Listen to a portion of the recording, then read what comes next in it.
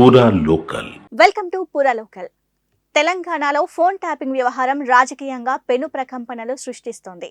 తాజాగా ఈ కేసులో మరో కీలక పరిణామం చోటు చేసుకుంది.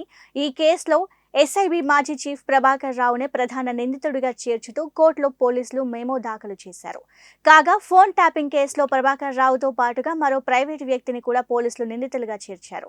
ఇక ప్రభాకర్ రావుతో పాటుగా సదరు ప్రైవేటు వ్యక్తి కూడా పరారులో ఉన్నాడని పోలీసులు తెలిపారు. ఫోన్ ట్యాపింగ్ వ్యవహారం అంతా ప్రభాకర్ రావు కనుసన్నల్లోనే జరిగిందని పోలీసులు తేల్చారు. మరోవైపు ఎస్ఐబిలో హార్డ్ డిస్కులను ధ్వంసం చేయడంలో కూడా ప్రభాకర్ రావు ప్రధాన సూత్రధారి అని పోలీసులు వెల్లడించారు. ప్రభాకర్ రావు ఆదేశాల మేరకే ప్రణీత్ రావు హార్డ్ డిస్కులను ధ్వంసం చేసినట్టు పోలీసులు నిర్ధారించారు. అలాగే ప్రభాకర్ రావు చెప్పిన నంబర్లను ప్రణీత్ రావు ట్యాపింగ్ చేసినట్టు చెప్పారు.